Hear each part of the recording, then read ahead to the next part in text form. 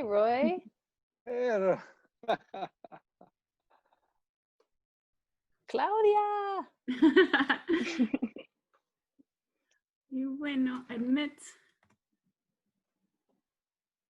Hola a todos, bienvenidos. Hello, everybody, welcome. We are really excited to be here to present two wonderful books, Catábasis by Lucia Estrada, translated by Olivia Lott, and From a Red Barn by Victor Rodriguez Núñez, translated by Catherine Hedin. This is a bilingual reading, so bear with me while I repeat myself in Spanish. Muchas gracias a todos ustedes por venir. Somos Michelle G. Monteiro y Romana Topolsky de Eulalia Books, y tenemos muchas ganas de presentar estos dos libros nuevos, Catábasis de Lucia Estrada, traducido por Olivia Lott, y From a Red Barn de Victor Rodriguez Núñez, traducido por Catherine Hedin. Tonight we're celebrating the release of these two, I think, very important books in landmark translations, but also a very special web of influence and support, I think, among the translators and poets and presses. I just want to note, in case it doesn't get noted, I'm sure it will, but I want to note that Olivia was mentored, Kate and Victor were professors and mentors, instrumental to Olivia. And, you know, similarly, Co-Impress was just a powerful model for Eulalia Books when we were looking for models in trying to pull this publishing project together. So I hope that in addition to just the sheer power of the work that you're going to hear, some of this warmth will also be transmitted through the screens. Please feel free to use the chat in English or Spanish as you wish. We'll have about 20 minutes for a Q&A at the end, so you can ask questions that we'll return to, or you can hold on to your questions at the end. Por favor, no duden en usar el chat en inglés o en castellano. Vamos a dedicar 20 minutos a cada lectura y al final 20 minutos también para preguntas y comentarios de ustedes. And for those, you can share your screen and speak, or you can use the chat during the Q&A. I'm going to read the bios for each of the presenters. Lucia Estrada from Medellin, Colombia, is the author of 10 books of poetry, including the award-winning collections Las Hijas del Espino in 2006 and La Noche en el Espejo in 2010. She's a two-time recipient of the Bogota Poetry Prize, most recently in 2017 for Catábasis, which was also named a finalist for the 2019 Colombian National Poetry Prize. Her writing has appeared in numerous anthologies in and beyond Latin America and has been partially translated into English, French, German, Greek, Italian, Japanese, Portuguese, and Swedish. Catábasis by Eulalia Books, out this year, this month, is the first full-length translation of her poetry into English. Estrada is currently the cultural coordinator at the Corporación Otra Parte in Envigado, Medellín. Otra vez. Lucia Estrada, Medellín, Colombia, ha publicado varios libros de poesía, entre ellos Las Hijas del Espino, que obtuvo el Premio de Poesía Ciudad de Medellín en 2005. Es la ganadora en 2 ocasiones del Premio Nacional de Poesía Ciudad de Bogotá, y en 2009 por La Noche en el Espejo y en 2017 por Catábasis. Con ese último libro también fue una de los 5 finalistas del Premio Nacional de Poesía del Ministerio de Cultura de Colombia en 2019. Su poesía ha aparecido en numerosas antologías dentro y fuera de América Latina y ha sido parcialmente traducida al inglés, francés, alemán, griego, italiano, japonés, portugués y sueco. Catábasis, en traducción de Olivia Lott, es la primera traducción completa de su poesía al inglés. Estrada es la coordinadora cultural de la corporación Otra Parte en Envigado. Olivia Lott is the translator of Lucia Estrada's Catavisis in 2020 from Eulalia Books, the co-translator of Soledad Rios's The Dirty Text 2018 from Kenning Editions, and the curator of the wonderful Poesía en Acción on the Action Books blog. She is a PhD candidate in Hispanic Studies at Washington University in St. Louis, where she is writing a dissertation on translation, revolution, and 1960s neo-avant-garde poetics in Latin America. Olivia Lott, Minneapolis, Minnesota, es la traductora de Catavisis de Lucia Estrada, 2020, Eulalia Books, la co-traductora de The Dirty Text de Soledad Rios, 2018, Kenning Editions, y la editora de Poesía en Acción en el sitio de web de Action Books. Es doctoranda en estudios hispánicos en Washington University en St. Louis, donde escribe su tesis sobre la traducción, la revolución y la poética neo-vanguardista de los años 60 en América Latina. Victor Rodriguez Núñez is one of Cuba's most outstanding and celebrated contemporary writers, with over 50 collections of his poetry published throughout the world. He has been the recipient of major awards in the Spanish-speaking region, including in 2015, the coveted Lowe Prize. His selected poems have been translated into Arabic, Chinese, English, French, German, Hebrew, Italian, Macedonian, Serbian, Swedish, and Vietnamese. I love that we list all of these. I think it's actually really lovely to read that kind of list. He's been a riveting presence at the most important international literary festivals, having read in more than 40 countries. In the last decade, his work has developed an enthusiastic readership in the US and the UK, where he has published 7 book-length translations. He divides his time between Gambier, Ohio, where he is currently professor of Spanish at Kenyon College, and Havana, Cuba. Victor Rodriguez Núñez ha publicado 16 libros de poesía, casi todos premiados y reeditados, siendo los más recientes Despegue, Premio Fundación Lowe, Visor, El Cuaderno de la Rata Almizclera, Buenos Aires Poetry, 2017, y Enseguida, o La Gota de Sangre en el Nivel, Real Area, 2018.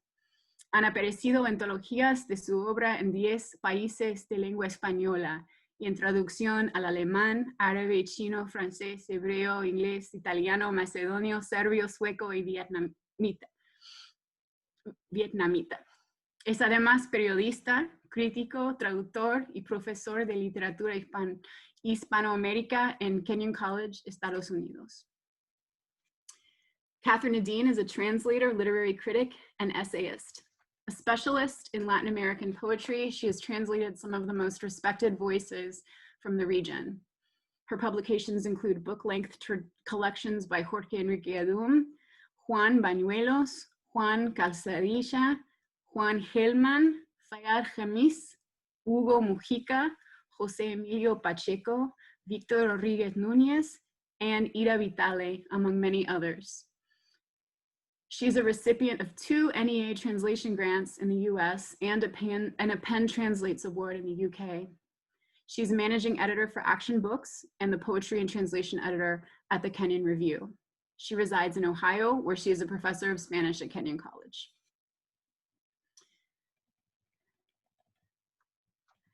Catherine M. Hedin es traductora, ensayista y profesora universitaria. Se especializa en poesía hispanoamericana y ha traducido al inglés y prologado libros de muchos de los poetas más relevantes de la región, siendo los más recientes Jorge Enrique Adum y 2 antologías de la poesía cubana contemporánea.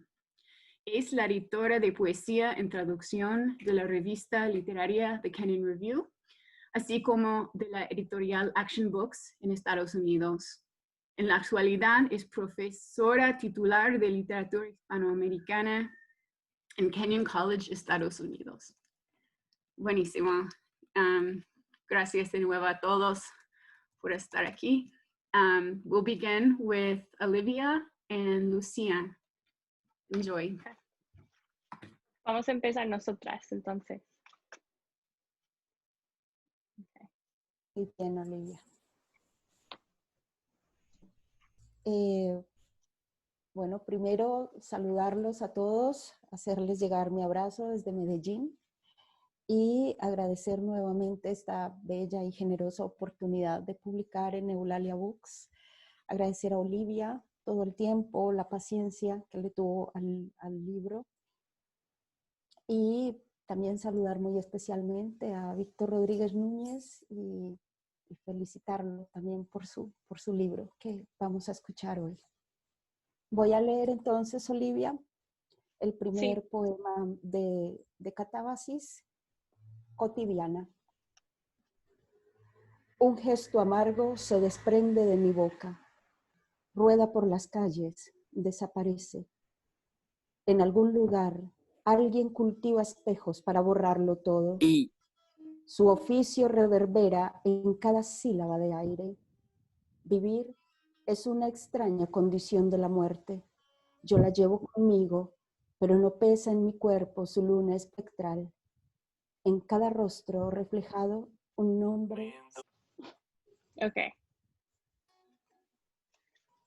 Quotidian. Sí, I think we're done with that. Okay. I've been hearing that this has been happening a lot this week, so I hope we have no more interruptions. Okay, ahora sí. Quotidian. A bitter smirk comes loose from my mouth. Hi. Somewhere, somebody cultivates mirrors to erase everything. Her purpose echoes in every air syllable. Living is a strange condition of death. I carry it with me, but its phantom moon is weightless on my body. A name waters down in every reflected face.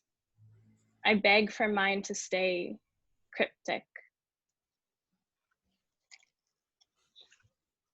Alfabeto del tiempo. Poema dedicado al poeta venezolano Eugenio Montejo. Imposible saber la hora del polvo que se acumula y va tomando cuerpo en lo que no miramos con fijeza. Solo y amargo como un presentimiento, tiembla las palabras, los pasos que acercan su verdad. Bocas abiertas al hastío, puertas cerradas para siempre. Pequeñas sílabas de un alfabeto anterior que se diluye en oscuras imágenes que no logro entender. Tiempo, ¿qué haremos con el horizonte? Muda de un silencio antiguo, extiendo mi mano para que no pasen, para poder mirarlas un poco más, para que el no saber me acerque a ellas, para hundirme en su no aspiración y desaparecer secretamente como un enigma, como una sombra, o como el pájaro muerto al que ningún aire reclama. Lettered Days, poem dedicated to Eugenio Montejo. Impossible to know the hour when dust collects and leaves, taking shape in what we won't look in the eye. Bitter and alone like a sinking feeling, it shivers for a moment backlit, while minutes, words, steps sneering their truth are put out. Mouths wide to weariness, doors closed forever. Tiny syllables of an earlier alphabet are watered down in dark images I can't seem to make sense of. Time, what will we do with the horizon?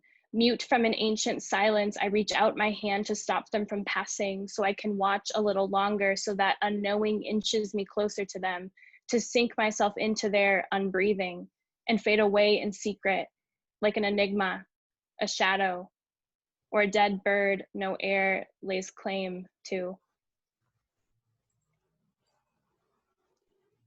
Memoria de humo y ceniza. Pregunto por lo que hubo aquí antes de nosotros, por el vestigio de palabras muertas que nadie pronunció, que nunca nadie oyó. Restos de un lenguaje intemporal, de escrituras afiladas y relucientes, como las escamas del último pez.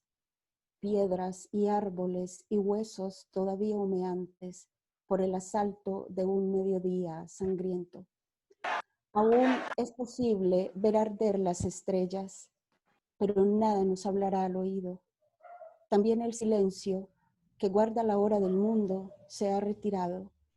Un rumor enemigo y salvaje es todo cuanto queda. Profile of smoke and ash. I ask about what was here before us, about the shards of lifeless words nobody sounded out, nobody ever heard. Scraps of timeless language, razor-sharp writing, glossy like scales on the final fish. Stones and trees and bones still steaming from the blows of a blood-spattered noon. We can still see the stars burn, but nothing will whisper in our ears. Silence, keeping watch over the world's time, has taken off too. A wild enemy hum is the one thing left behind. Del laberinto de Ariadna. Este poema tiene 3 partes, pero leeré la primera parte. Toma este delgado hilo de sombra y envuélvelo en torno a ti. Ténsalo hasta el límite. Comprueba su resistencia. El roce oscuro pronto ganará la carne, el hueso, la médula feroz de tu memoria. Insiste en el corte que aguzará tu oído, tu lengua. Insiste hasta que seas de la herida su cerco de palabras afiladas. De un extremo a otro de la sangre, allí donde la luna marchita alimenta a sus perros, extiende su línea sedienta, pero no lo rompas. No rompas la noche ni la palabra espejo. No rompas lo que has escuchado, ni la voluntad de seguir en pie sobre el hielo que cruje, bajo el ardor de tantas lámparas contradictorias. Toma entre los dedos este delgado instante, púlsalo como a la sola cuerda del piano en la torre de Tübingen. Esta es la última posibilidad de aferrarte. Ténsalo en torno a ti, no lo pierdas. This is the first part of a 3-part poem. We're only reading the first part. From Ariadne's Labyrinth 1. Take this thread of shadow and wrap it around you. Tighten it as much as you can. Test its resistance. The dark scuff will soon win over flesh, bone, your memory's fiery marrow. Keep at the gash that will prick up your ear, sharpen your tongue. Keep at it until you're the wound's fence of edged words. From one end of blood to the other, where the faded moon feeds its dogs, dangles its thirsty line, but don't break it in two. Don't break open night or the word mirror. Don't break what you've heard or the will to stay put on crumbling ice, under the burning heat of countless clashing lights. Hold this paper-thin moment at your fingertips. Tense it like the one piano chord in Tübingen Tower. This is your last chance to hang on. Tighten it around your body. Don't let it out of sight. Y vamos a leer entonces, Olivia, 2 poemas más de la última parte del libro que se llama Último Descenso, que hemos hablado que nos gusta particularmente. El poema, bueno, el libro, la tercera parte del libro, los poemas no tienen nombre, sino peldaños que empiezan a descender. Y por esa razón, vamos a leer entonces peldaño 3. La luz rueda silenciosa sobre la piedra y alcanza una ventana. En ella funda su reino, sin importar quién, desde algún rincón, pueda celebrar su epifanía. Dentro, alguien intenta una fórmula, una aritmética de lo que apenas intuye y obliga a su cuerpo a corresponder ese abrazo de arcilla inquietante. Nada de lo que ocurre en el secreto de las cosas podría ser invocado por el azar. Así las acepta y las ofrece al ritmo vertiginoso del tiempo. Bajo el techo que ningún cielo sostiene, la vida transcurre de otra manera. Un río subterráneo de formas voluptuosas, un río que apenas sí se advierte en la penumbra. Cuanto resplandece adentro, cal y arena, suaves curvas que acogen como un vientre el sueño y los misterios de la carne, alimenta el rabioso mediodía de las terrazas.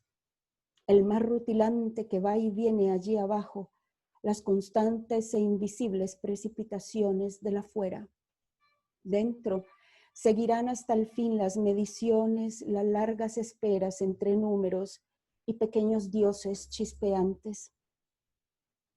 Los ojos no han perdido de vista ni un instante los cambios geométricos de la luz, como el cazador a su presa o el saorí, el llamado insistente del agua.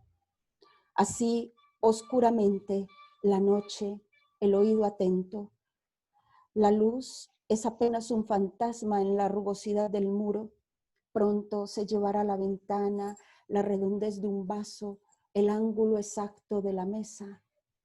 Quedará el mar, su música galopando en el espacio negro.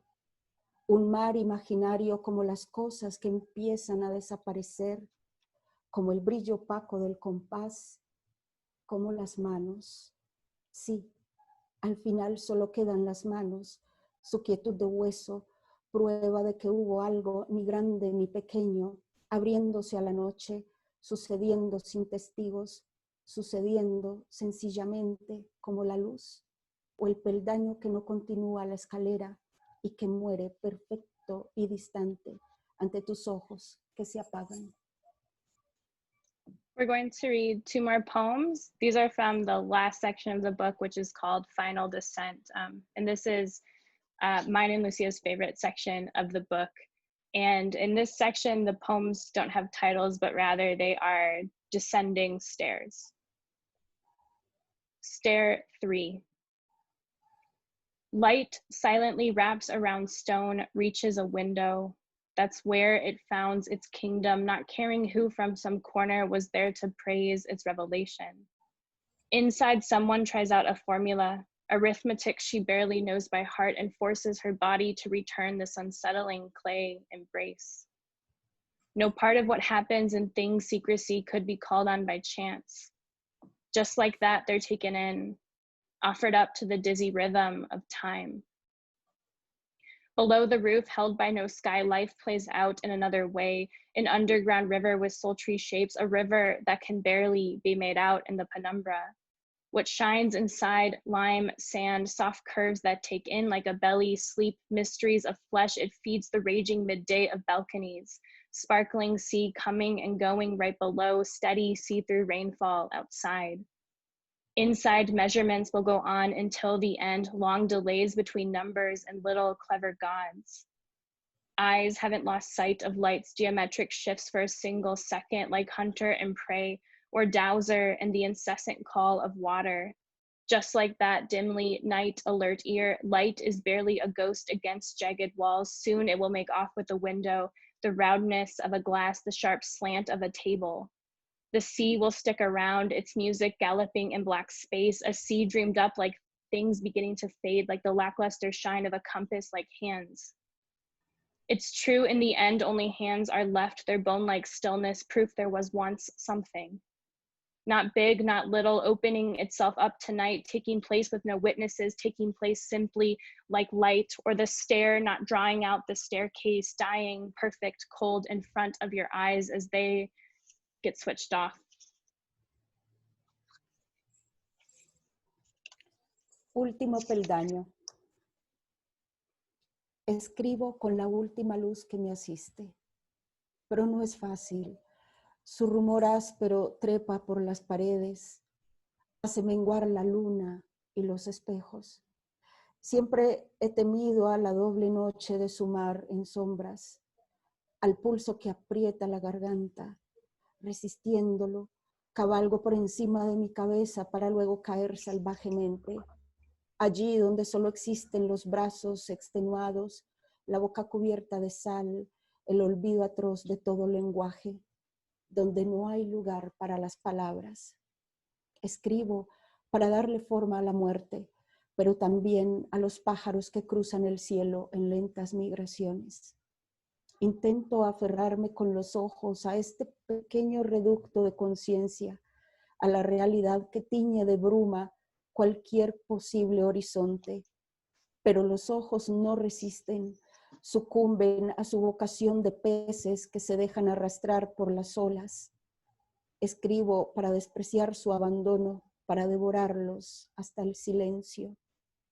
Algo quedará en la página, una estrella invisible, un mapa de agujeros negros, un grito sumado a la voracidad de otras aguas, de otras oscuras navegaciones.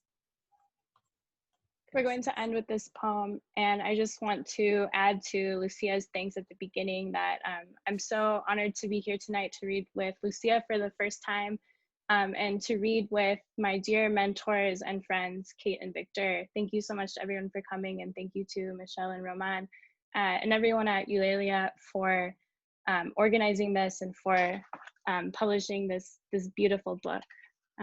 Entonces, para mí es una gran alegría poder leer por primera vez con Lucía Estrada, la gran Lucía Estrada. Ha sido un honor traducir su poesía y trabajar con ella. Y estoy también muy agradecida de poder leer con Kate y Víctor, que son queridos ex profesores y queridos amigos míos. Y muchas gracias también a Michelle y Romance y todo el equipo de Eulalia. Last Stare. I write with the last light at my side. Still, it's not easy. Its uneven hum scales walls, makes the moon and mirrors dwindle away. I've always been afraid of doubled night, its shadowed sea, the pulse tightening its throat. Fighting against it, I ride on top of my head, then tumble wildly. Over there where only exhausted arms live, mouth covered in salt, cruel oblivion of all languages where words have no place. I write to give a shape to my death, but also to birds crossing the sky in slow migrations. With my eyes, I try to cling to this small bastion of consciousness, to reality coloring any possible horizon in haze. But my eyes don't put up a fight. They give in to their calling as fish that let themselves be swept along by waves. I write to brush off their abandonment, to swallow them until silence, something will be left on the page. A see-through star, a map of black holes, a scream added to the gluttony of other waters, other shadowed routings. Thank you.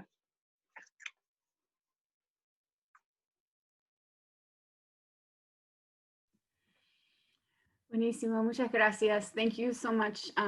We're going to have the Q&A at the end with everybody. So we'll now have Victor and Kate read. And so hang on if you want to comment or ask anything to Lucia and Olivia about Catavisis. Thank you. Thanks, Michelle. Thank you to everyone for being here this evening. I just want to do a quick thanks, and then I'll let Victor start off. So thanks to Michelle, to Bridget, to Mallory, to Steve Halley, who is bringing out this book with his press, Cohen Press. The book will actually be out on November 20th. And of course, thank you to Olivia and Lucia for being a part of this. It's an honor as well to be reading with you. And of course, thank you to Victor for everything. Okay. Y no hay más interrupciones, Michelle. Me encantaron las interrupciones. Yo una vez estaba leyendo en Cali, Colombia, con Mario Benedetti. Y termina Mario Benedetti y empiezo yo y entra un grupo de Hare Krishnas, chin, chin, chin, chin, sonando y desfilando por todo el escenario, ¿no? Y de pronto alguien tiró un mango y el mango le dio en la cabeza al líder del grupo de Hare Krishna, que cayó redondo, ¿no? Y entonces me dicen del público, poeta, continúe, continúe, ¿no? Así I'm not translating that. No. Entonces puede pasar también en persona. It's not just a Zoom thing. Yeah, that's great. That kind of thing happened too, you know, in internet. Okay. Estoy muy contento de este libro que se publique en inglés, porque es un libro escrito en Estados Unidos sobre mi experiencia en Estados Unidos, ¿no? Yo llegué a Estados Unidos con una beca de la Universidad de Oregon y a la segunda semana me di cuenta que el dinero no me alcanzaba, tenía que trabajar y trabajar ilegalmente debajo de la mesa, como se diría en inglés. Y mi primer trabajo en Estados Unidos fue cuidar vacas muertas. Y después les cuento la historia completa si quieren. Entonces, todo este libro se escribió junto a las vacas muertas. No hay ningún lugar mejor en el mundo para leer a Baudelaire, para leer a Vallejo, que junto a una vaca muerta, ¿no? Entonces, de la primera sección del libro, Unos ojos que le han robado el cielo, voy a leer 3 poemas. 1. Hoy te ganas la vida vigilando la muerte de una vaca. La academia no da para el divorcio, menos para el amor. En el prado del sueño americano, entre ortigas y zarzas, se escucha solo el eco de la muerte que se esmera sin desfallecimiento. Paisano Baudelaire que rechina dientes en la tripa del libro ninguneado. Instrucciones escritas terminantes del dueño de la hacienda.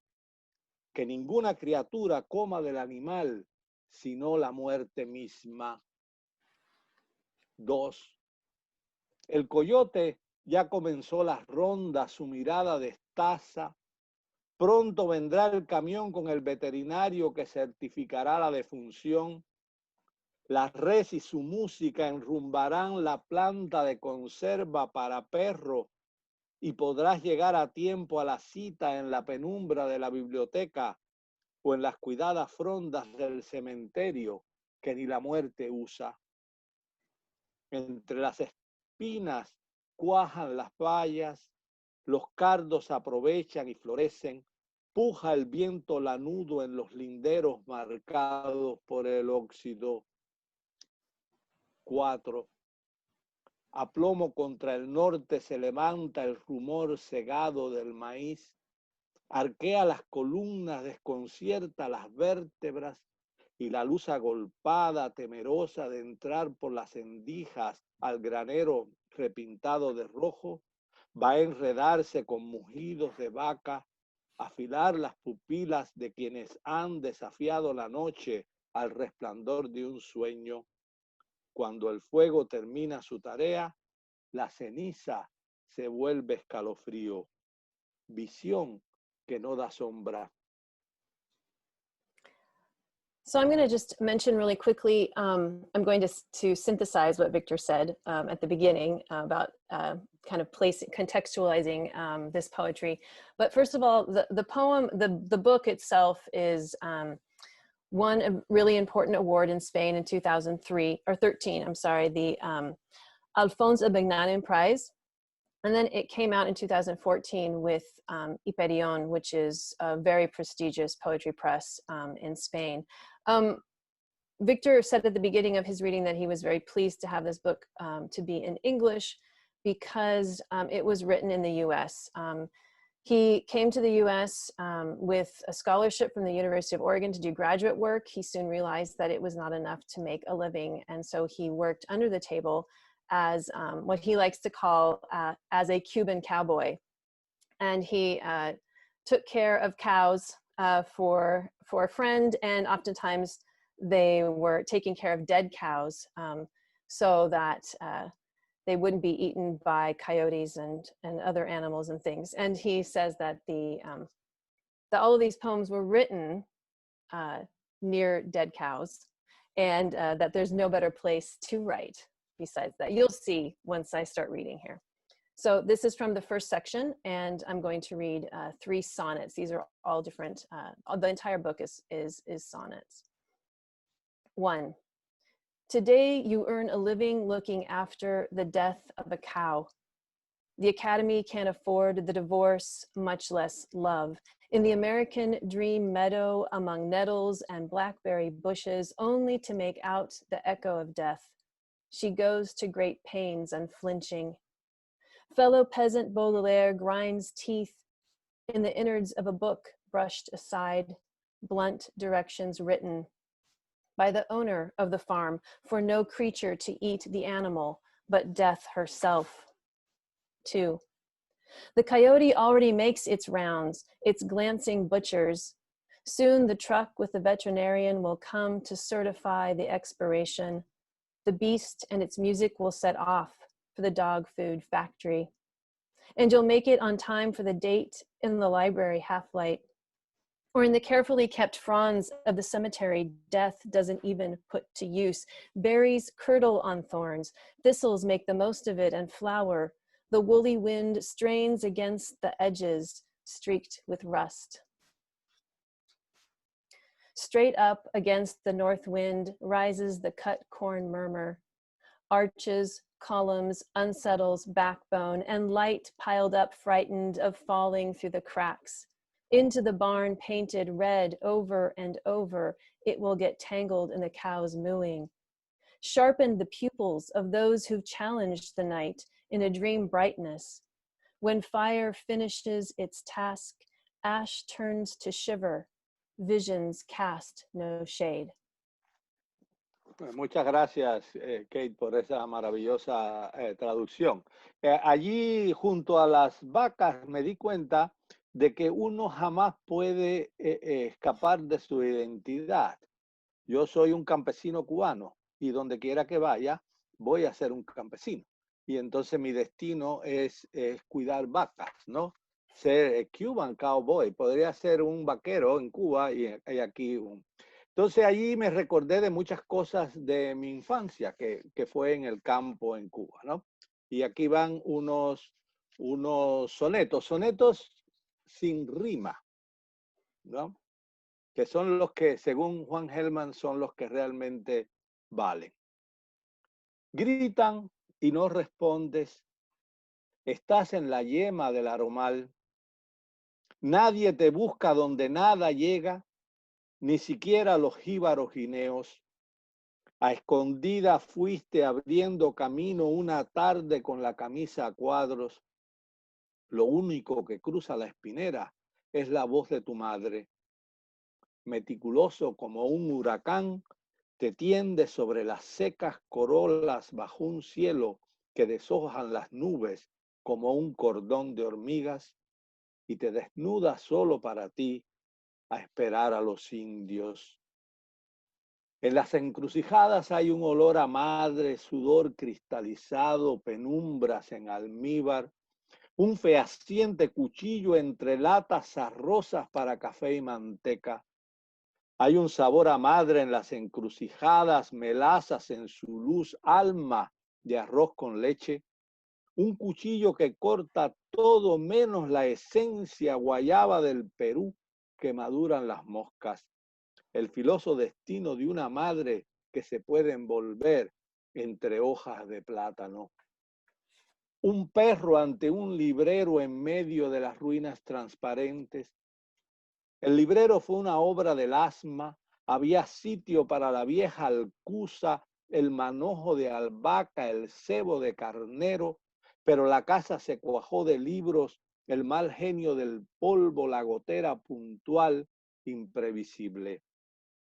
El perro fue una obra de nadie.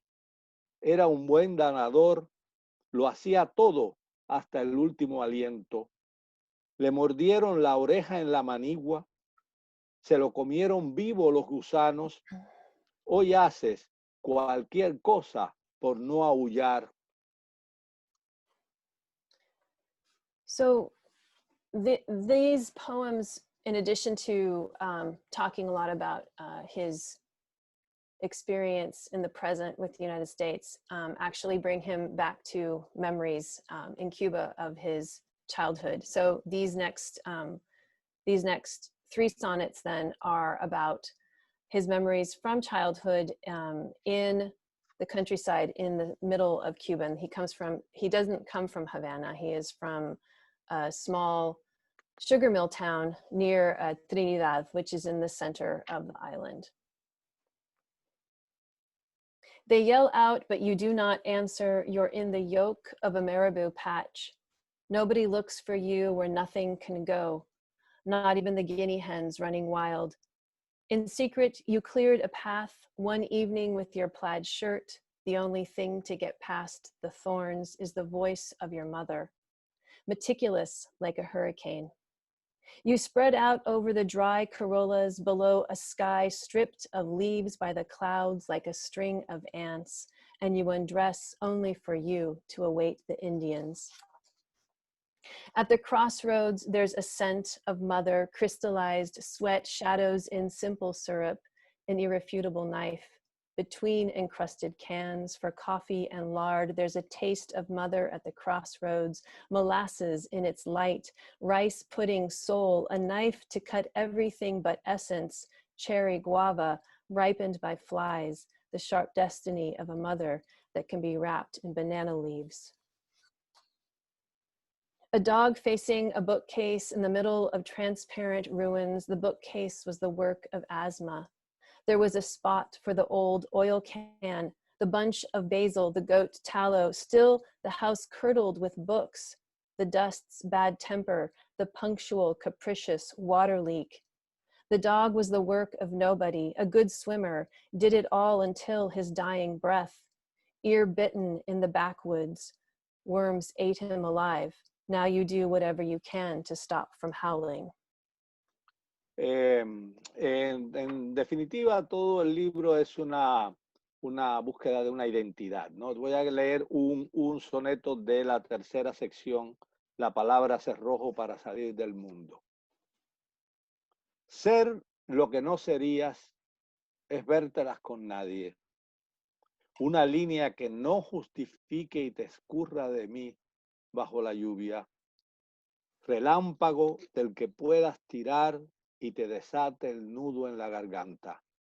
Este segundo cuerpo en la vigilia quiérese mientras el otro es cada vez más parco en señales de muerte. Con una vocal abres la primera persona, sus vísceras celestes, arcillosas, mas confiesas que ser un yo te asusta. En el soneto estamos todos juntos. So as Victor said in Spanish, the entire book is really about a search for identity, and this poem from this third section deals with that.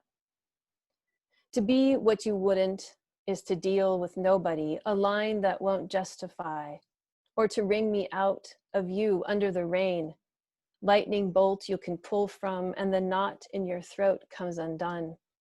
This second body in sleeplessness grows while the other is more and more scarce in signs of death. With a vowel, you open the first person, its celestial clay innards, but you confess being an I scares you. In the sonnet, we're all together. Esta es la época en que conocí a Kate, ¿verdad? Y aquí hay muchos poemas de amor para Kate, que a Kate nunca me permite que los leamos juntos en público. Ustedes los pueden leer después, ¿no? Yo les voy a leer un par de sonetos más o menos de amor. En los cielos latinos reinicias la parábola, vientos entumecidos, mala letra. Los tres ángeles duermen, se pulen las narices con papeles de arroz. En tierra firme cumples la palabra, a Venecia a la vez de refilón y desde un firmamento con maizales. A buen pulso se imprime entre los álamos en las interrupciones de las vides y aldehuelas baldías, donde los campanarios vociferan, espiral anudada, iris en torbellino. Más allá del espasmo, las tapiadas guedejas de la muerte, un celaje musgoso, melazas de pantano, primavera sin aura, fuego lento que cuartea la noche, con claro de luna en que el ser se arrecha, inquietud de barbero ante el panteón, este espasmo rodado fuera de la corriente sin desembocadura que ensangrienta la cal. Un alma calambrada, pulmones incoherentes, se arropa el bosque con tu desnudez. In the Latin skies, you restart the parable. Winds gone numb, bad handwriting, the three angels sleep, the noses polished with rice paper. On dry land, you keep your word. You see Venice out of the corner of your eye and from a cornfield firmament.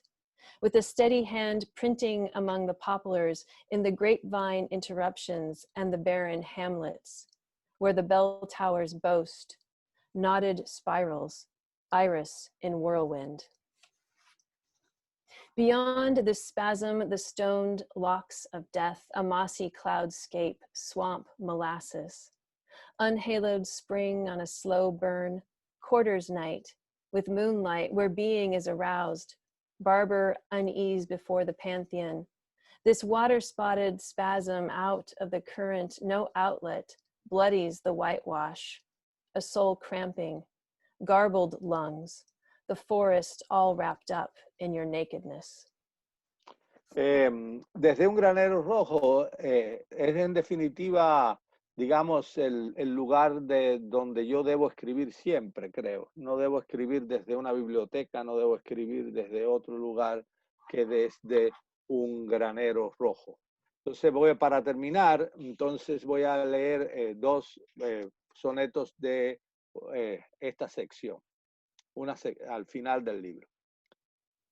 Tus vecinos despliegan sus banderas, son gente de temer. Suena la hora de la discreción, el abierto silencio. La esperanza, su corola amarilla, se alza solitaria en el triángulo de césped acabado de segar.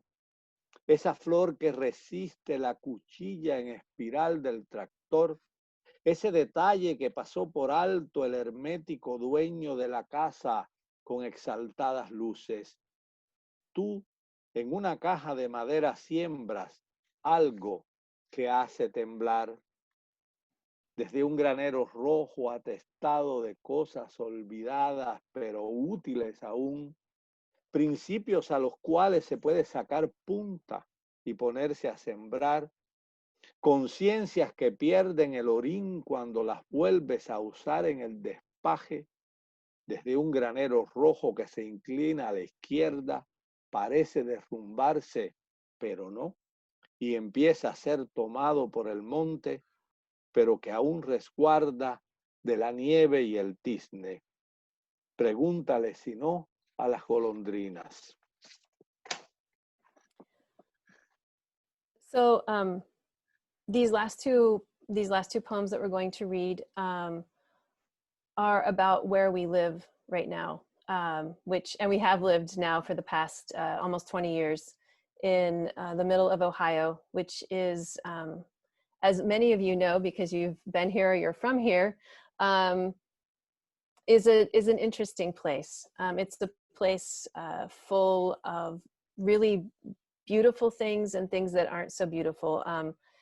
And I always ask Victor to read this next poem because I think it just describes a certain group of people where we live so extremely well, and also what we kind of do to oppose that.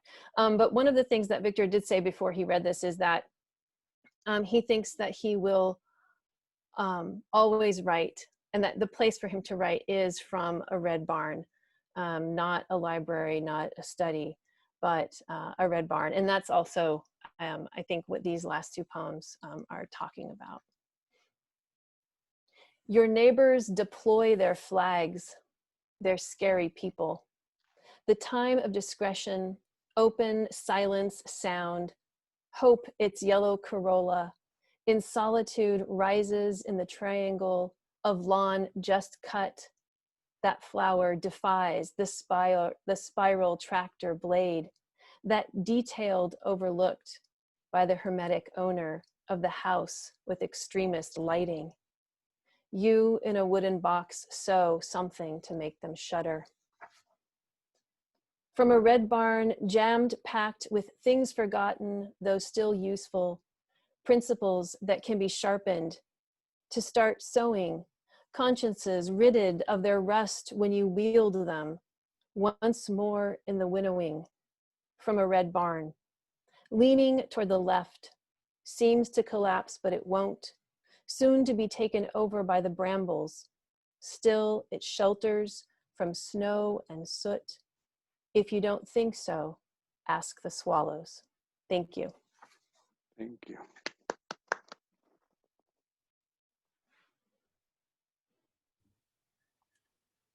Muchas gracias. Thank you so much, Kate and Victor.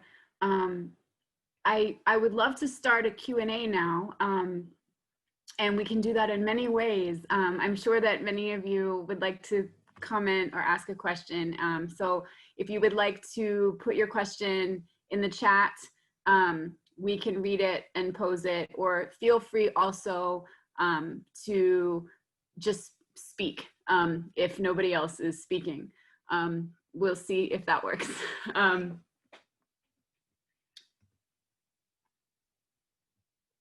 Y en castellano, ahora podemos empezar Q&A y si tienen ganas pueden preguntar cualquier cosa o comentar algo por tipear en el chat, o si no, se puede hablar directamente.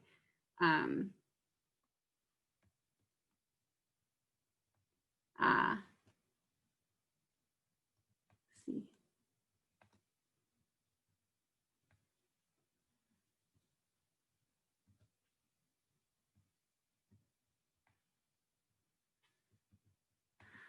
I think that's a good idea. So David Esteban Cadavid, I don't know if we can do this, but fue una lástima. It was really a shame that we didn't get to hear the first poem from Lucia and Olivia. And he suggests that perhaps we could go back and reread the first poem if they would be willing. If Lucia, quizá podrías volver a leer el primer poema que leíste porque fue interrumpido tan feamente. So I love that idea. I would really be thrilled. That was a great, thank you, Esteban. Gracias, Esteban. O David Esteban.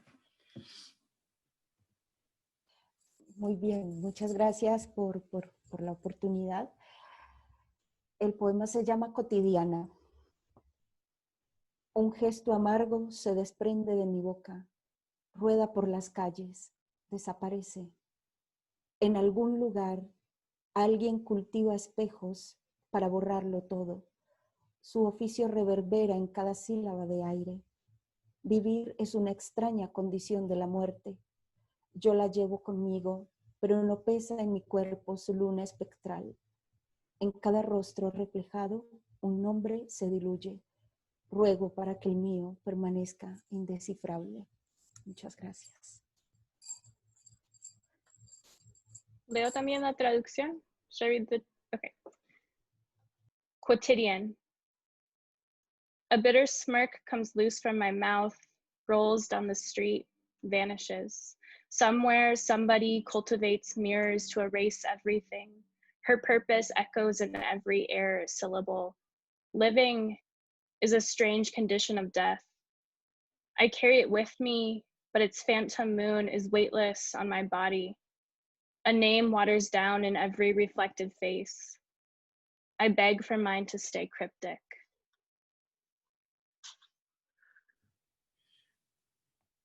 That was such a great idea. Here we have a question from Irina. Did Catherine and Olivia coordinate with Victor and Lucia while translating, or after completing their translations, asking for suggestions, or how does your, I mean, this is you know, a special question. It's very different, I think, for, it's a good question for Kate and Victor, but it's a great question, you know, for any translator and for any bilingual reading, really. Do you want to say the question in español? Sí, okay. Ramón said, si quieren, bueno, yo lo digo. No. But if si ¿me puedes ayudar? Tengo problema con mi enchufe.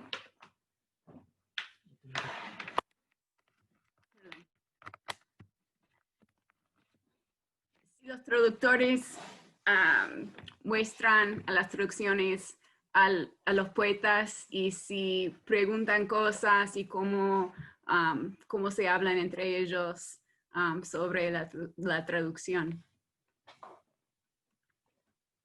Do you want me to talk about it first, Olivia? Yeah, you can go first. Okay.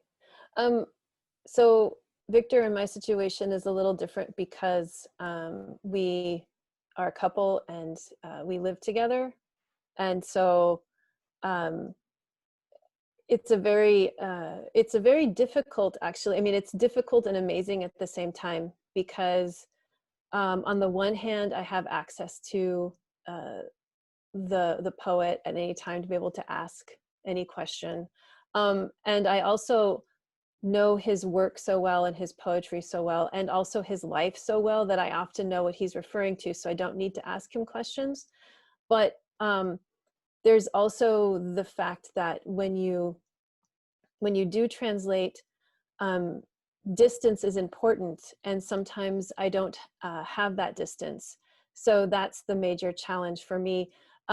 He can probably talk to a little bit about what it means for him as a poet in the US, writing in Spanish, but also thinking about the potential or the probability, the possibility of him being translated into English. And we oftentimes do, he'll ask me, do you think that this would sound good? Do you think this title, do you think this verse would sound really good in English? And I work on it in English. And if I'm like, I don't know about that, then he might even, change the work in Spanish. So there's this, it's a very, it's not a typical collaboration in that sense.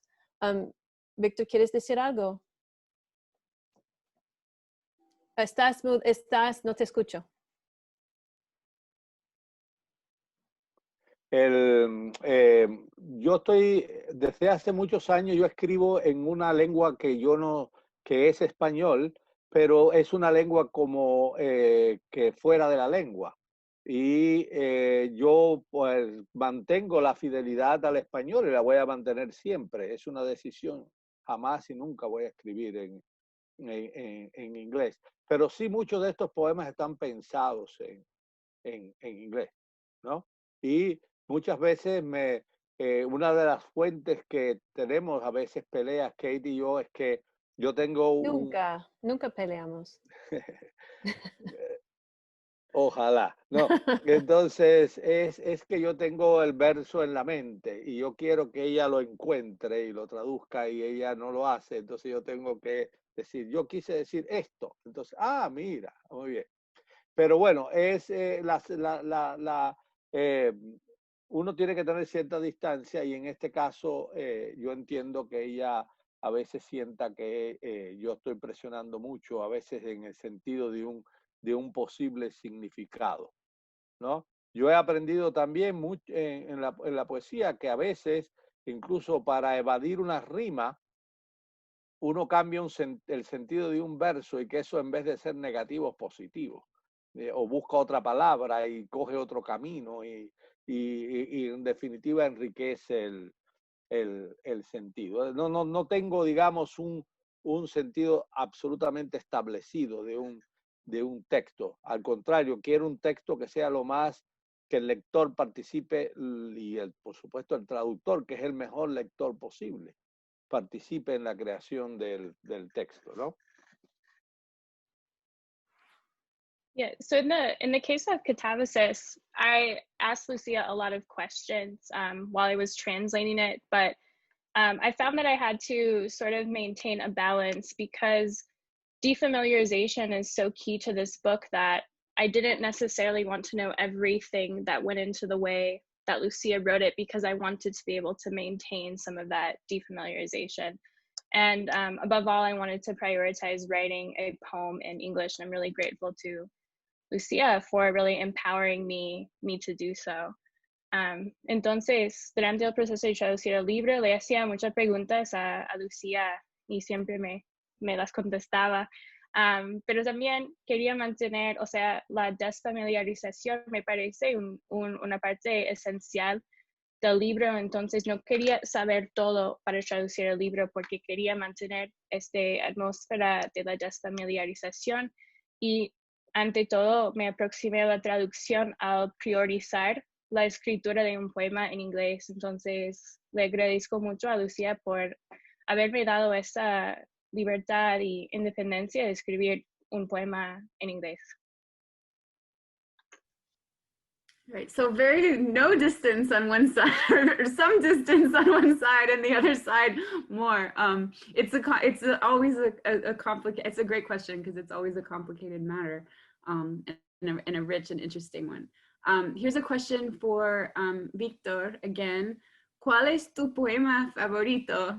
And this is from de tu propia obra. Sí, from John Simpkins. Es imposible. Well, so what is your favorite poem? I'm sorry, Victor. What is your favorite poem from your own body of work? I really don't know. Es una pregunta imposible de responder, ¿no? Hay algunos poemas que me gustan mucho porque le gustan a los demás. Y entonces eso funciona mucho, ¿no? Hay poemas que me gustan solo a mí y no los pongo en una antología, en una selección, pero si yo escogiera de verdad los poemas que me gustan, a mí sería otro poeta, no yo. Y entonces yo llevo muchos años en esto y respeto mucho lo que piensan los demás sobre, realmente me interesa la opinión de los demás, es muy importante para mí en ese sentido. Yo la respeto mucho, ¿no? Hay un poema mío, Hipótesis, que yo no sé en cuántas lenguas se ha publicado y cuántas cosas he tenido que ir en Italia a un espectáculo con el poema y soplarme el poema, y yo odio ese poema. Sin embargo, a la gente le gusta muchísimo, ¿no? Yo no sabría decir qué poema.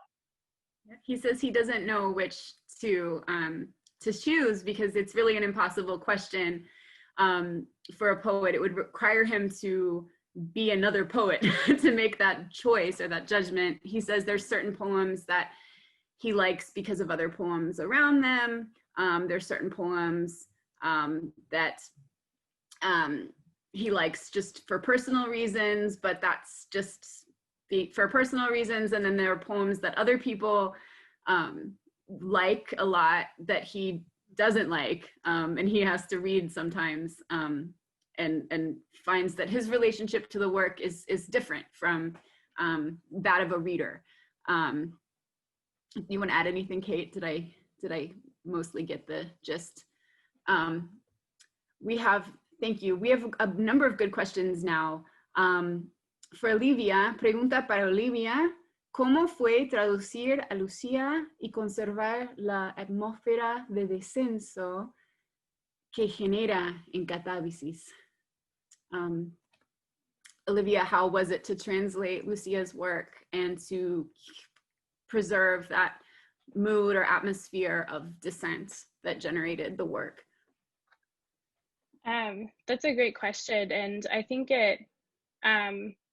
so my approach to translating this book I had to approach it from a lot of different levels, and so much of the meaning of this book or what this book is saying goes beyond the purely linguistic.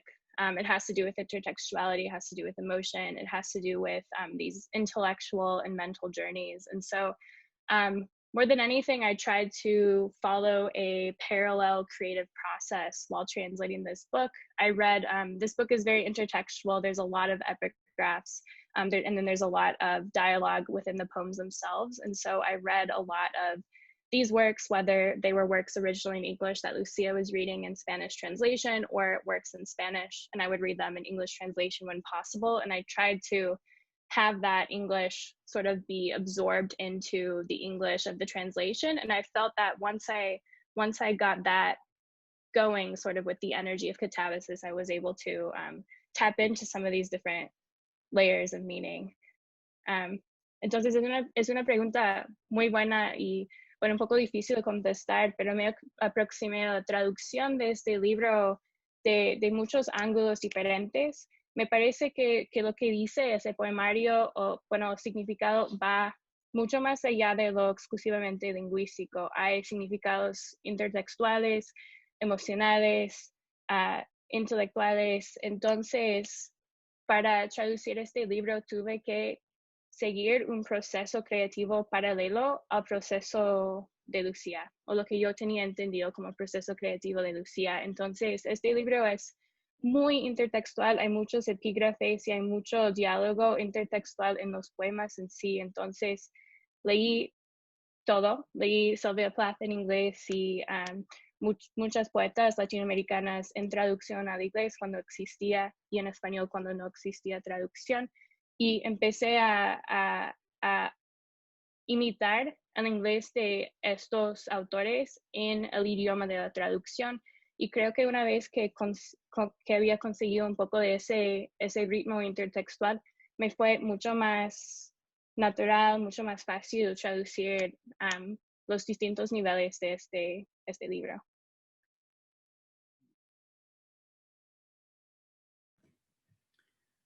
I love this next question from M.L. Martin. Olivia and Lucia, can you talk a little bit about how you found each other? What was that process like? I have to say, as a publisher, hearing Olivia give a panel discussion on this process really inspired very much the way we thought about what we wanted to publish at Eulalia Books. So I really do love this question. What was the process like? And Olivia, what drew you to Lucia's work? Lucia, ¿cómo se encontraron y cómo fue el proceso de juntar en el proyecto de la traducción? Yeah. Lucia, ¿quieres comentar algo primero? Sí, por supuesto.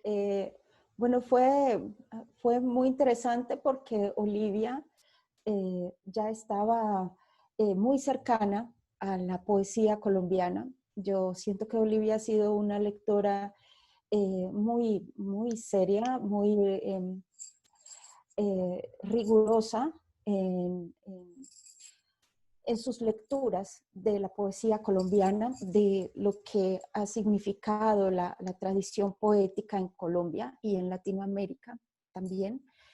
Así que, bueno, creo que fue a través de otro libro anterior que empezamos nuestra comunicación, un libro que se llama Las hijas del espino, y que ahora, escuchando a Víctor, que decía que el poema que más le gustaba a la gente no le gustaba a él, a mí me sucede igual con Las hijas del espino, con un libro que ha sido muy, muy bien acogido, pero con el que yo ya he empezado a sentirme lejana, ¿no?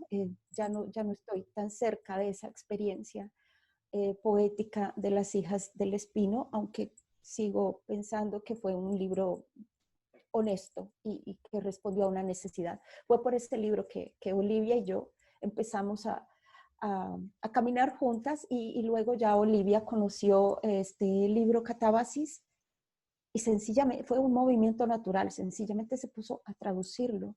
Y ahí empezamos a tener un diálogo muy hermoso, muy fluido, porque yo siento que Olivia con el castellano tiene una relación íntima también, y no siento no siento que el castellano en ella se lastime en ningún momento, y eso se lo agradezco muchísimo. Gracias, Lucia. So Lucia is saying too that we met because I was studying Colombian poetry. I was in Colombia, and I was actually learning a lot from a lot of these poets in Bogota. One of them is here. Hello, Federico. who taught me a lot about what was going on in Colombian poetry. And yes, so I met Lucia, it was now 5 years ago, in 2015 in Medellin. And I started to translate some poems from Las Hijas del Espino, Daughters of the Hawthorn, which is a much earlier book of hers. And Lucia says that that's a really well-received book, but she feels distanced from it now because it was a while ago. And so then when Catabasis came out, I had contacted her because I had saw that it won the prize, and I had read a selection of poems, and that's when we really started to have a more sustained dialogue. And this was this is Lucia's most recent book, and she says that she feels like the Spanish is safe with me, which is a really, really big compliment that I appreciate.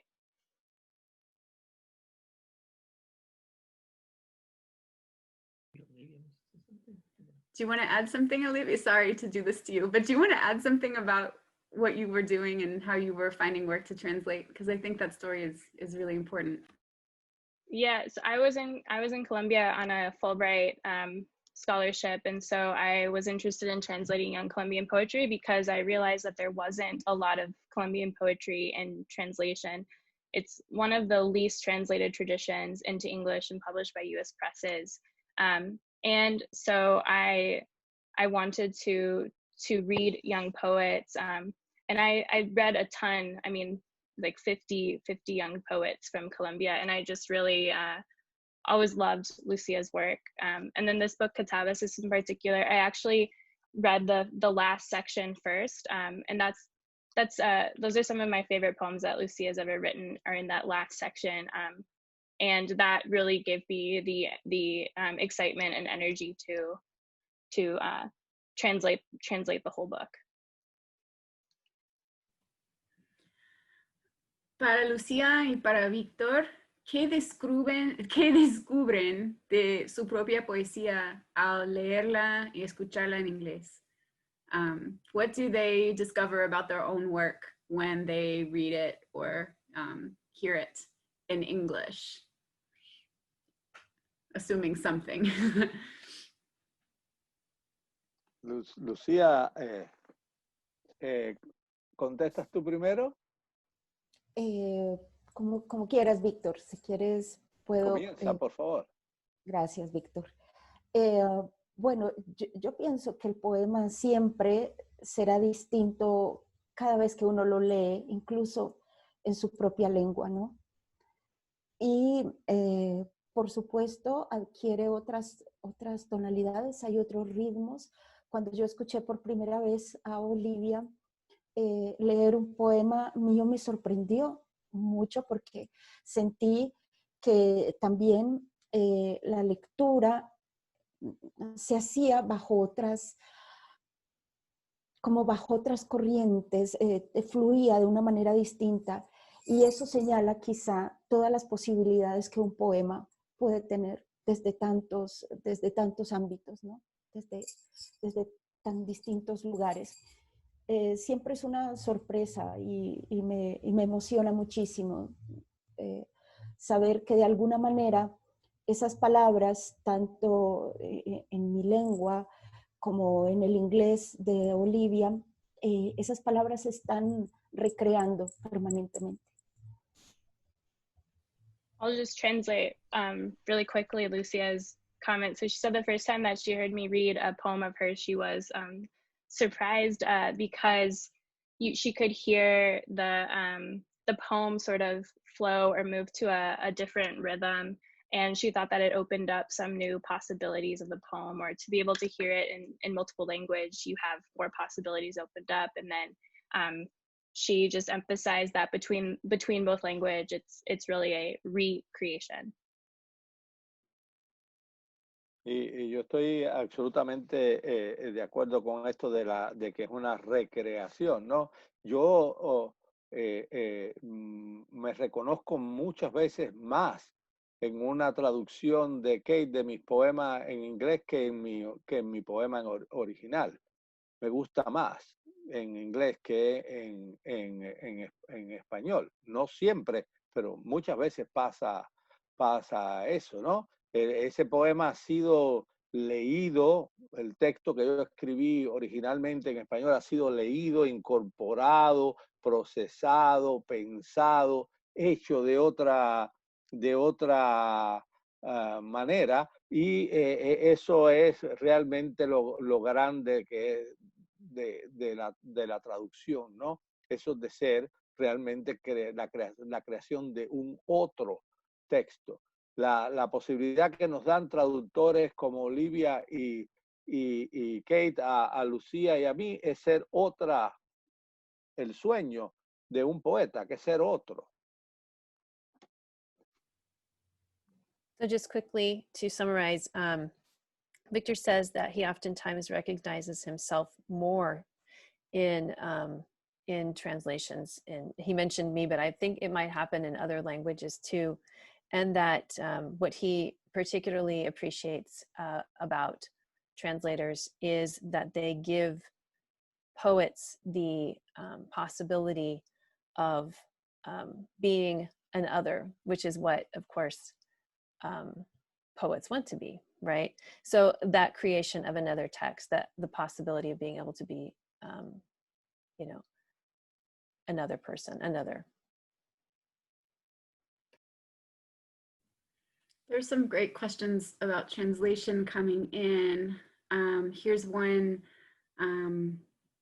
¿Cómo pudieron conservar las traductoras la manera en la cual es el sabor del castellano de Víctor y de Lucía?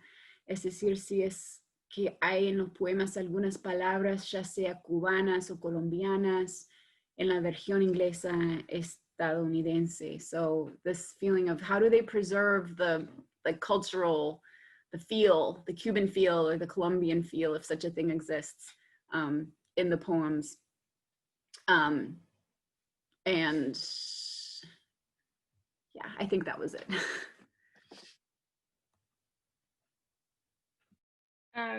In the case of catabasis, I think it's a little bit different because at least in my reading, there's not a whole lot that concretely grounds this book in a Colombian or Colombian Spanish exclusive space. And so for me, I think it was more what I mentioned with the intertextuality, being able to read what Lucia was reading and to think about that as something that was almost the same as like a Colombian Spanish, but thinking of this intertextual Spanish. Lucia, ¿querías comentar algo sobre, bueno, si hay cosas específicas de Colombia en el libro o algo así? Bueno, en realidad creo que no. Y digamos que las cosas sobre las que conversamos, que tú me hacías estas preguntas específicas, que me pareció además un gesto delicadísimo de tu parte, creo que las pudimos resolver porque no había, digamos, regionalismos idiomáticos allí. Yeah, so Lucia says that there wasn't really any regionalisms or anything particular to Colombia, but that we were in constant communication whenever I had questions about the book. In the case of translating Victor, you know, Victor is very much a Cuban poet, but at the same time he is reacting against Cuban poetry. And so there's this, not so much in this book, actually, not so much in From a Red Barn, but in other poems by him that I've translated, I oftentimes just even leave the Cuban, because they're Cuban words. They're not even, Lucia would not be able to understand them, or, you know, a Mexican who was reading it would not be able to understand them. They're only known to Cubans. And so kind of maintaining that defamiliarization, which is something that Olivia is talking about too, but trying to maintain that peculiarity or strangeness of those words and of those ideas. I often do that by not translating. I will say that just in general, though, what I try to do in this book particularly, there are a number of registers that he's playing with. So he's dealing with a lot of idioms in Spanish, but at the same time, kind of a higher register. And so I'm constantly looking for ways to create this tension as well in English. And I do think that one of Victor's major things that is untranslatable is the metric syllable. He is very much about 11 syllables, 14 syllables, 7 syllables. And that, of course, is, it can be done. I'm not the person to do that. I don't want to do that. But I do think that I really try to maintain kind of almost like it's a very tight syllable driven verse that and particularly with vowels, I think, although sometimes I work with consonants, but I'm trying to replicate that kind of a rhythm, despite the fact that it's going to be pretty much impossible for me in English. So I don't even remember what I said. Can you translate for me, Vic? No. You said hell no to those syllabics in English. No, that's not possible, but it's possible to translate to French or Italian. It's even easy to do it. En relación con el lenguaje, este libro no es particularmente escrito en cubano, pero a mí lo que me ha hecho y escribir cada vez más en cubano son las experiencias que he tenido como traductor de textos de poetas que se han publicado en España o en Chile, donde me han pedido que cambie el vocabulario porque no entiende. Entonces, yo digo que saca la ropa a tender y entonces me cambian en la editorial española. No, hombre, eso nadie lo entiende aquí. Saca la colada. Entonces, la colada en Cuba es hacer un café. Entonces, los chilenos, por otra parte, no, porque aquí se dice, habla de esta manera, que esto, lo otro. Entonces, me da mucho placer ahora como poeta escribir poemas que ningún cabrón chileno ni ningún cabrón español puedan entender. Muchísimas gracias, Víctor. Untranslatable. Ya, sigo. De Lorena, para todos, ¿qué no es negociable en una traducción? What is not negotiable in a translation, in their opinion? I'll just say quickly that particularly with translation of poetry, the goal is always, and it's not a negotiation for me, the goal is it must be a poem in English. And so what is not negotiable? Lo que no es negociable es la poesía. Poetry is not negotiable. And however that needs to happen, and that depends on the poem, right? It depends on the poetry, but I will not give up the poetry. And I have not given up the poetry and been, people said, no, we're not going to publish that. Okay, that's your problem. But for me, la poesía no es negociable. Yeah, I agree with Kate, which makes sense because she's the one who taught me to translate and everything I know about translation. But definitely the poetry has to be there, and the spirit, I think, of the original poem has to be there. Entonces concuerdo con Kate, lo cual tiene mucho sentido porque fue ella la que me enseñó a traducir. Y también para mí lo no negociable es el espíritu del poema original. Entonces intento mantener ese espíritu, además de crear un nuevo poema.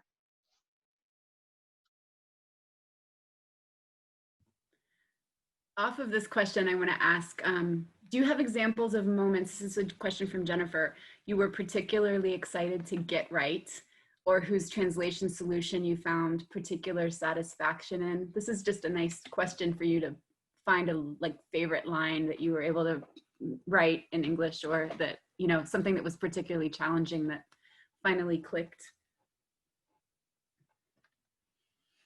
Había algo en traducción que al principio fue muy difícil y al final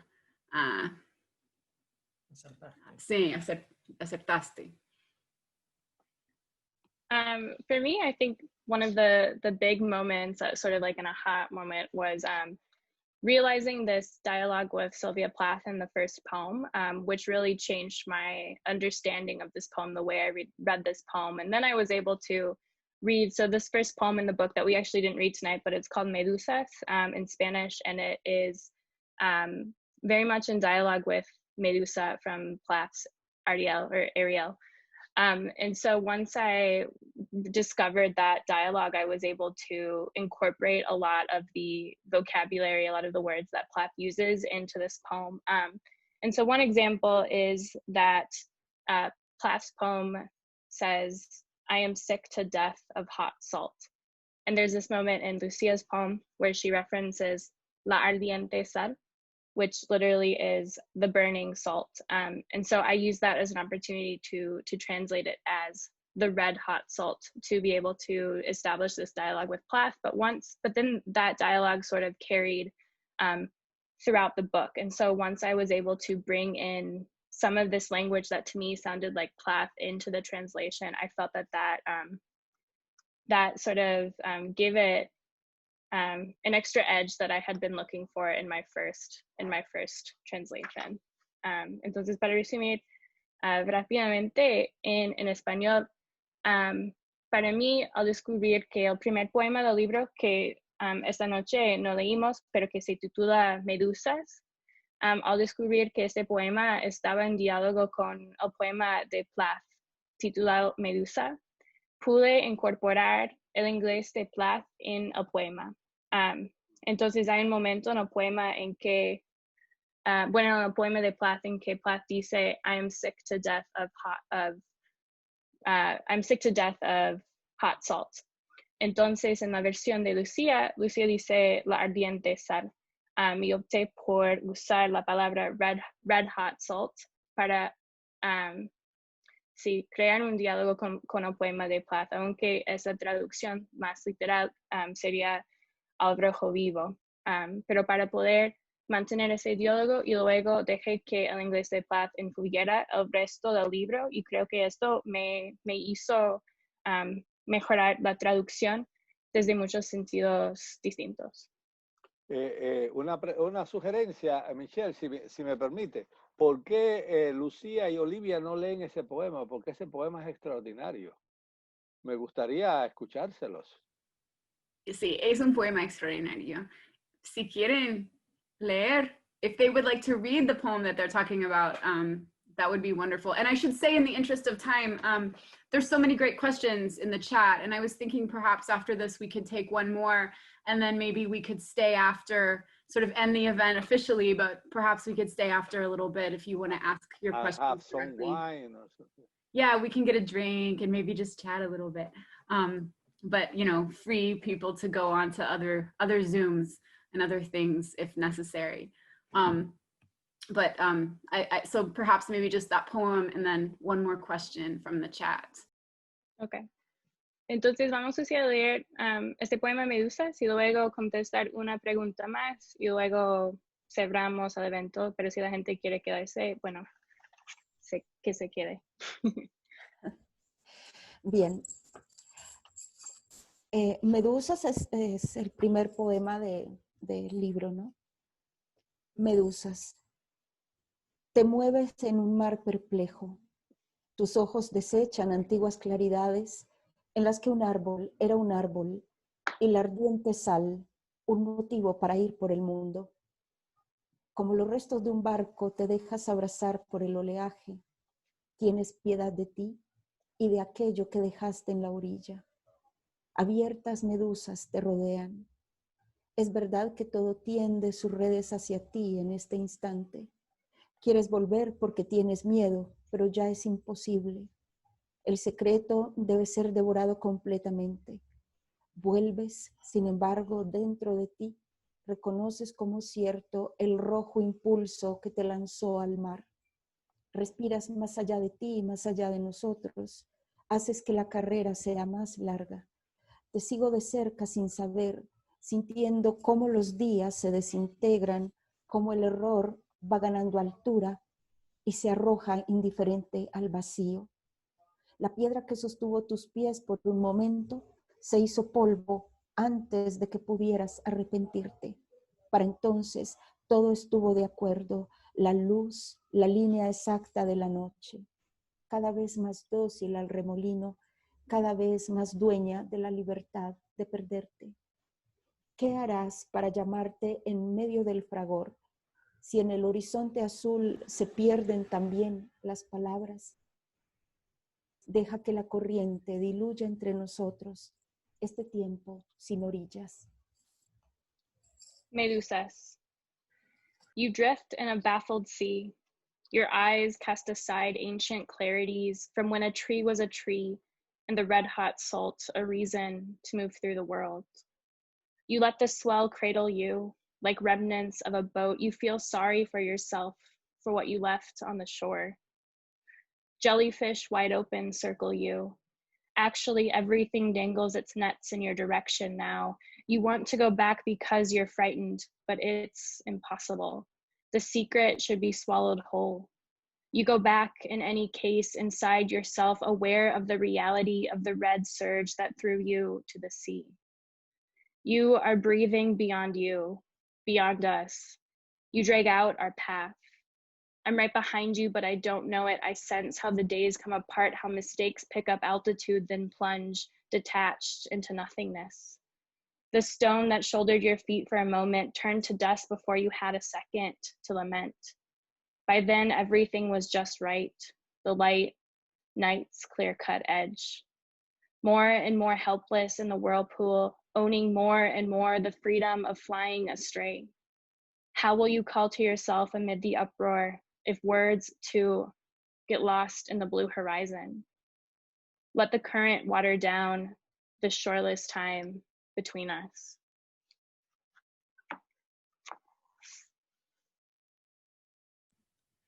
Kate, did you want to answer the question before as well? If there was a moment in the text that it clicked poetically for you? Well, I don't have a specific verse or line, but I do think it's actually interesting how what Olivia is talking about is actually very similar to what I talk about in my translation note, which is this idea of translation as spiral and as circulation of knowledge, but also as influence. And so I think the times when I feel most when I'm translating that work clicks for me is when I can go into my own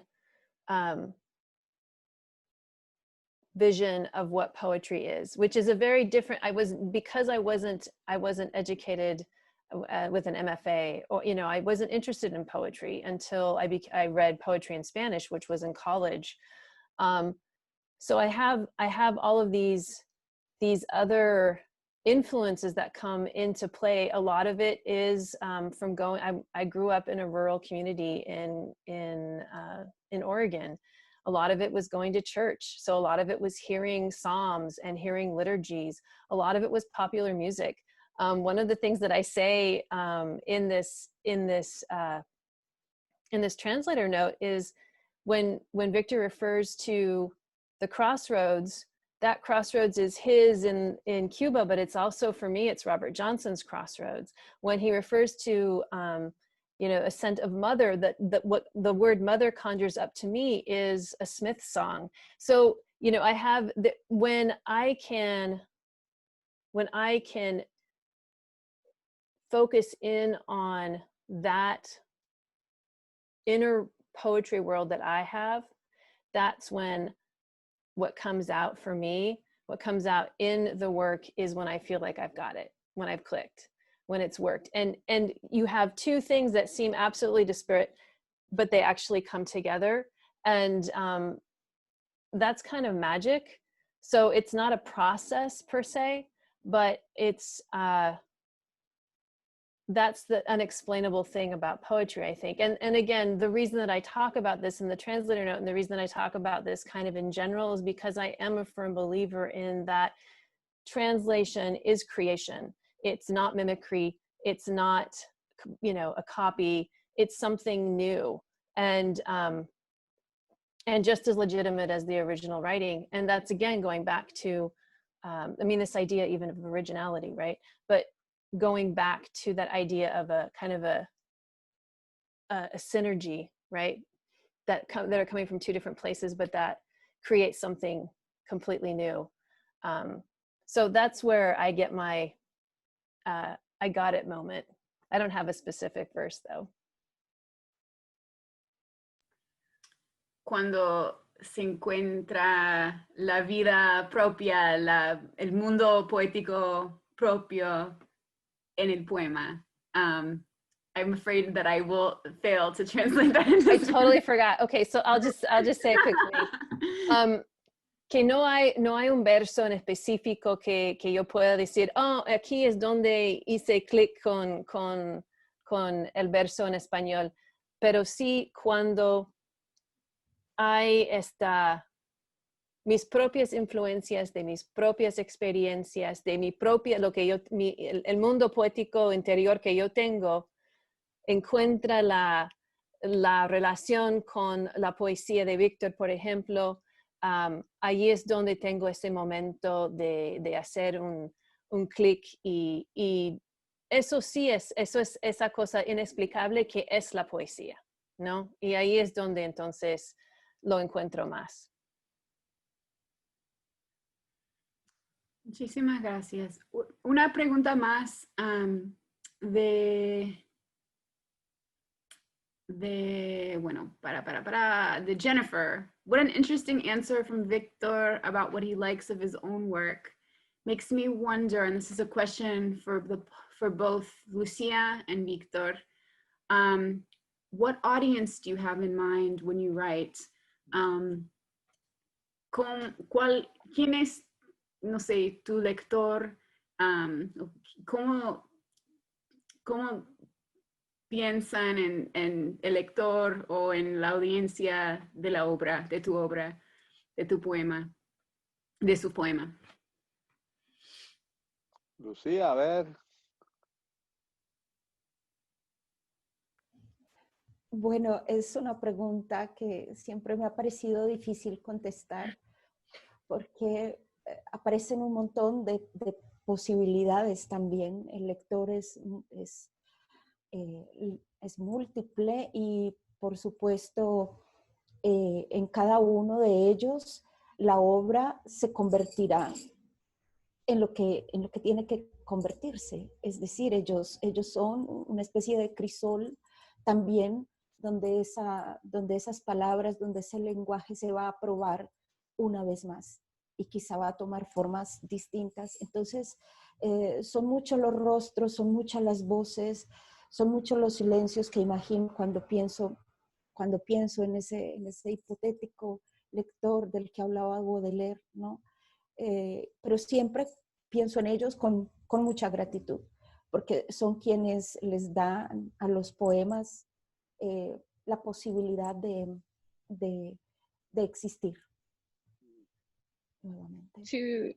To translate quickly, Lucia says that there are so many possible readers. It's really infinite possible readers, and it's such a multiple reader that she thinks of, and that for each reader, the book or the poem turns into what it needs to turn into for that reader in many different ways. And so she thinks of a lot of different readers, this sort of multiple reader, but she always thinks of them with lots of gratitude because it's them that sort of do this translation of the poem and make it into something special to them. Desde mi perspectiva, a mí no hay un lector concreto que tenga como punto de referencia, pero sí una actitud.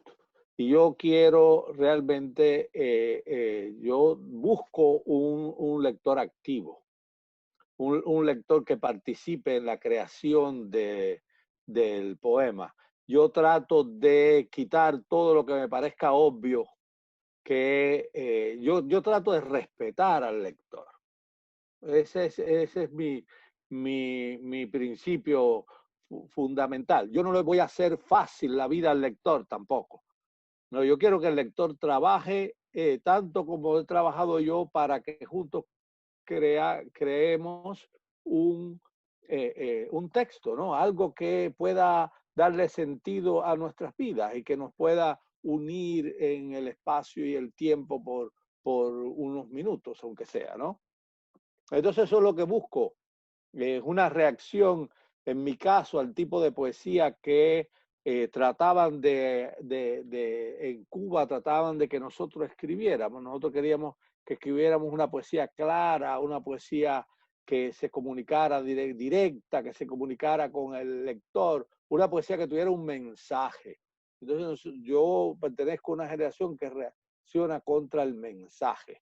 Yo no tengo ningún mensaje que decirle a nadie, ni menos a otra persona. Las personas que piensen, podemos pensar juntos sobre muchas cosas, pero yo no tengo ningún mensaje para nadie, ¿no? Es decir, un lector activo, otra vez.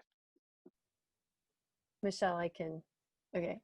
Just briefly, Victor was saying that he doesn't look for a concrete reader, but he does have an attitude toward, or he has the idea of the reader that he wants, which is an active reader, someone who participates in the creation of the poem. He respects the reader in that he wants the reader to actually do the work while they read. So there's no message, explicit or implicit, and that working together, that will give them both a sense of life. And he contextualizes it by saying that the generation that he comes from in Cuba, what was expected of these writers was to write a very clear poetry with a very clear message. And so he rejects very much this idea of some sort of direct message in the work. He wants to be able to to collaborate with his reader.